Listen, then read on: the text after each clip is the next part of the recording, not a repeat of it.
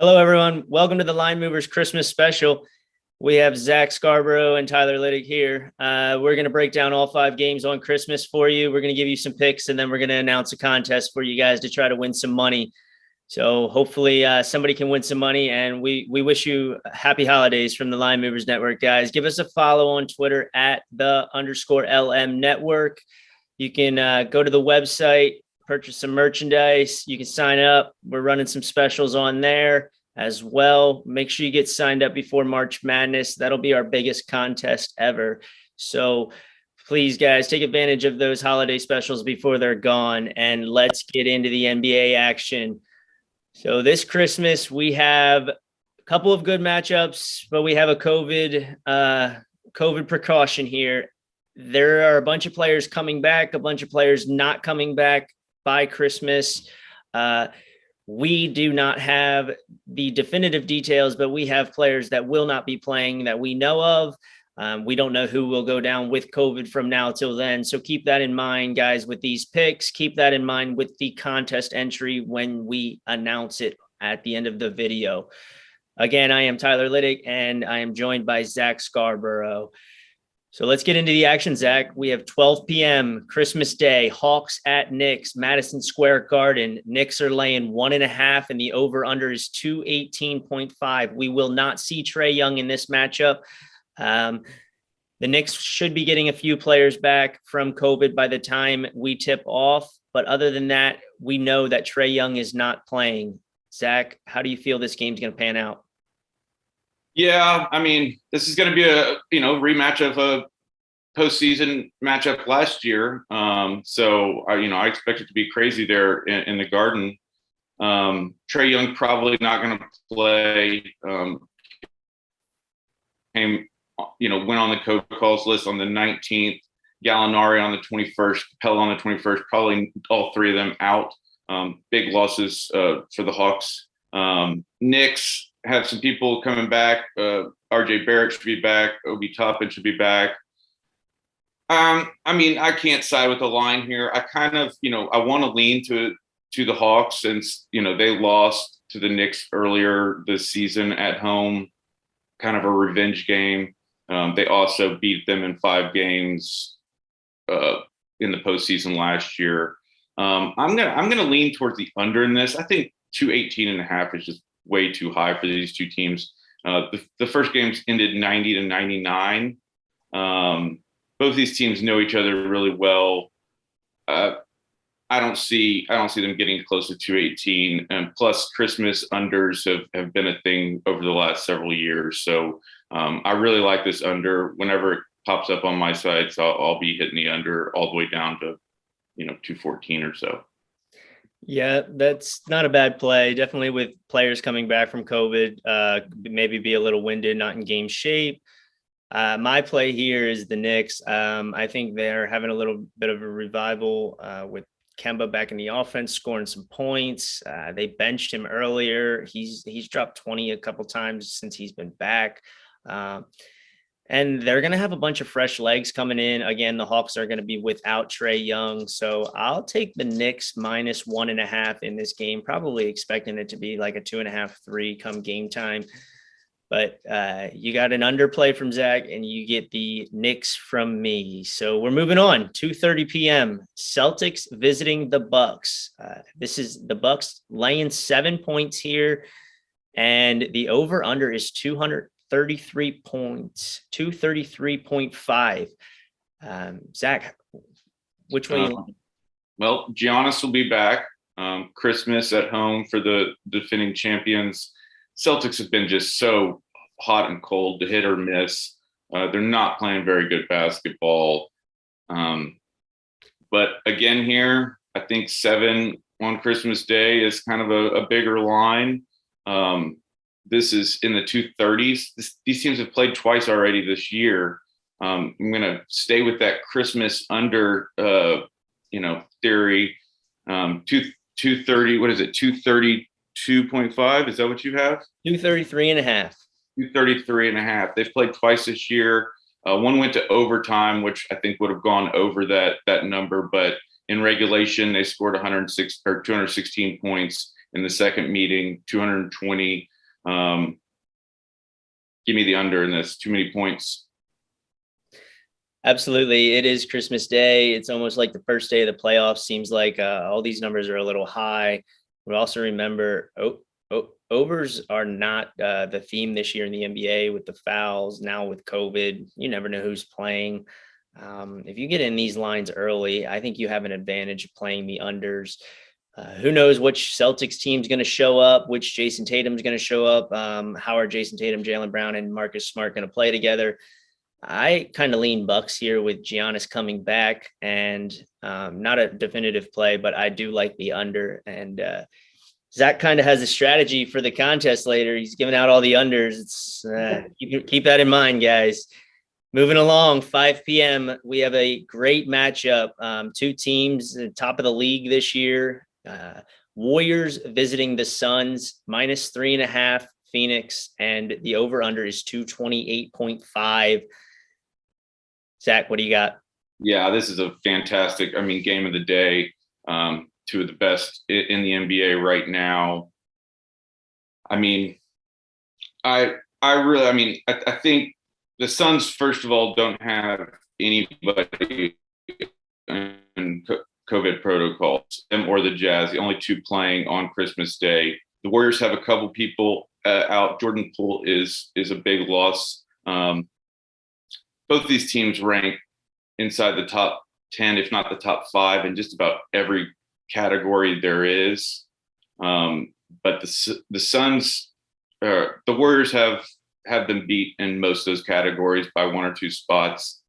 I really like the Warriors to come in to Phoenix and win this game. I think they're the best team in the NBA right now. And if you're going to give me points with the Warriors, I'm going to take them. So my play is the Warriors.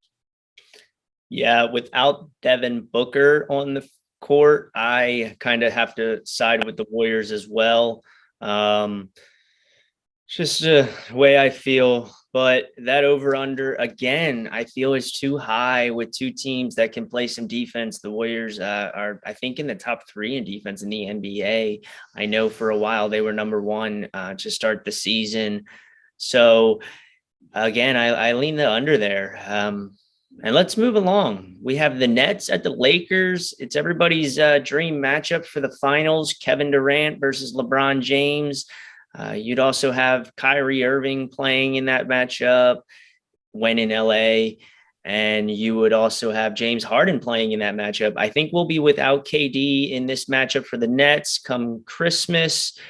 Kyrie definitely won't be playing as he just tested positive as well. The Lakers will be without Anthony Davis because he is down for injury. And obviously we don't know who's going to be affected with COVID from now until then for the Lakers either. But the Lakers are laying 1.5 and the over under is 237. What do you got, Zach? Yeah, this is, the Nets are going to be getting a lot of players back from the COVID, protocol.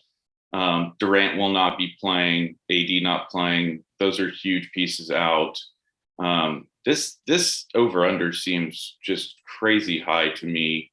The Nets have been playing really good defense as of late, and the Lakers have shown us that they can play D when they want. I lean to the under in this one.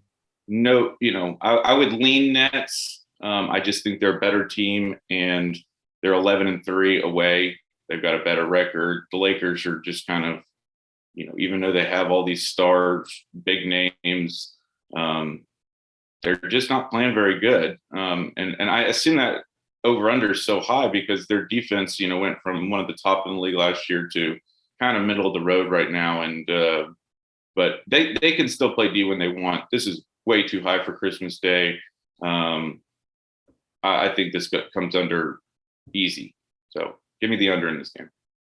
Yeah, I am an under backer on this game as well. 237.5 seems like a lot of points for a very dysfunctional Lakers offense. You don't know if they're going to score 117 points or if they're going to score about 77 to 85 points. They're all over the place, hit and miss. It seems like if LeBron James isn't going early, they're not going to get going. And obviously we know Russell Westbrook can be all over the place. He can give you a triple double, or he can miss about 15 shots in a night. So they have a very high upside, and unfortunately, I don't think they're finding that right now. And with AD out, it takes another part of their offense away. They're going to have to rely on defense to keep this game close. James Harden probably not going to have his stroke as normal, just coming back. And obviously without KD and Kyrie Irving, I think that the under is the appropriate play once again, under 237.5. Okay, we have two teams that are almost healthy, minus the Mavericks. I guess the Mavericks are missing Luka now, and Kristaps is still missing. But the Jazz are pretty much fully healthy. They've been avoiding most of this, and that's kind of ironic when Rudy Gobert is the one that was the first one to start all this in the NBA, and here the Jazz are flourishing without it. So we have the Mavericks at the Jazz, 10:30 p.m., the last NBA game of the day. -5 Utah, 224.5. Yeah, I really don't understand this line. I will be crushing the Jazz -5 in this game. The Mavericks just aren't good. I mean, that's the bottom line, is they're just not very good. You got 4 out of 5 starters on the Jazz averaging double figures, led by Donovan Mitchell. Rudy Gobert has been averaging a double every game. I mean, they're at home on Christmas Day. I think they win this game by 20 points. Give me the Jazz all day at -5. Yeah, this is the one game of the day that I think could end up going over, just because the Jazz can score 120 themselves. And I think, I don't know what's going on with the Mavericks. They have those days where they score 100 points, and then they have the days where they put up 80. Jalen Brunson seems to be playing well with the offense. He's dishing out a lot of assists. If you see a 6.5 assist hung for Jalen Brunson on Christmas Day, that is a gift. I would suggest taking it. Luka seems to have gained weight, sitting out, injury, COVID. Luka's not the Luka he was last year. That's for sure. So keep that in mind going forward when he does come back. The Jazz are the play here, and I think the over is the play here, just because I think the Jazz are going to run it up on them. And I think if you even want to move that line a little bit, go ahead and move it. But that's our plays, guys. And Zach, you have anything else for him you want to mention? Maybe some props or anything to look out for? Maybe some live plays to keep in mind. I know if these get high, you can go ahead and play it the other way on the under. Keep that in mind. Yeah, I mean, it is tough. I mean, I was going through it, yesterday and this morning, and it's just so tough right now because we don't know who's going to be playing, and there's still a couple days to go where people could still enter COVID protocols. So I will be releasing, follow me on Twitter. I'll be trying to, as we get closer to the games and we know more information, I'll try to be releasing some plays, maybe some props and things like that. But for now, Christmas Day, always lean the unders. Been a great track record over the last few years. And other than that, everybody have a Merry Christmas and Happy Holidays. Yeah, absolutely. So here's the contest we promised everyone. It is our NBA contest, and we are only sharing it within the videos. So you're going to have to listen closely. You have 6 choices here. It's the over under for every single game listed, 5 games. You have the first game, Hawks Knicks, 218.5. Celtics Bucks, 233.5. Warriors Suns, 228.5. Nets Lakers, 237.5. Mavericks at the Jazz, 224.5. Those are the 5 over unders. And the last one, the 6th game you need to pick, is Warriors Suns -3.5. Suns are laying 3.5. So I would like all of those picks in the comments below if you'd like to participate. And with that being said, if you are not a subscriber and you win, you'll get 6 months free with the Line Movers Network. If you are a subscriber and you win, it will be $100 in your pocket. So go ahead, The only way to play is the comments below. And thanks for playing, guys. Merry Christmas. Happy holidays. We'll see you next year. See ya.